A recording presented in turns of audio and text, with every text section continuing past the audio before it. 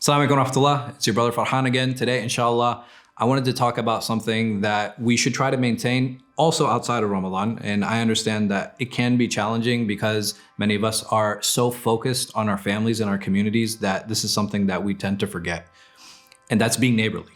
So when we make food, when we make soup, if there's anything extra or special that we do, or just put another cup of water into the soup if we're making soup and send it over to the neighbors.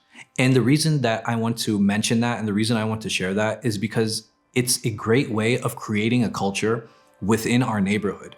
And this way, when our neighbor moves or our neighbor deals or interacts with other people and people talk about Islam or the Muslims, at least that person can say, I had a Muslim neighbor and he or she was great. Every time we knew Ramadan came around. And why did we know Ramadan came around? Because we would always be getting food.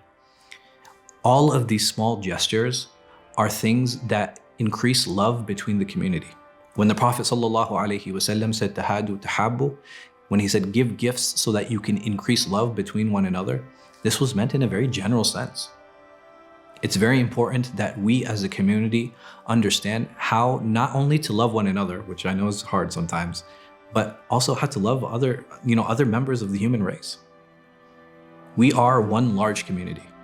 And if we are one large community and we want good for ourselves, we want good for our community, we want good for others too. And what better way of inviting people other than being neighborly? Do we make sure our lawns are mowed? Do we make sure that our trees are trimmed? Do we make sure that we're not going out of our way to park in front of the neighbor's house? Sometimes these small irritances can snowball into something greater. But good can also snowball into something greater. So I hope that we focus on those vices and remove them and increase in our good, because these are things that will create a positive image, not only with the outside, but even within our own hearts. When we come home and we see a clean yard, when we come home and we see things that are organized, when we come home and we can tell the house of the Muslim is the one that's cleaner than the rest of the neighborhood versus the house of the Muslim, and we recognize it because it's worse than the other houses in the neighborhood, this is something that is really fundamental in how we deal with one another. The Prophet ﷺ tells us, إِنَّمَا بُعِثْتُ لِأُتِمَّ مَكَارِمَ الْأَخْلَاقِ, that I have been sent to perfect character.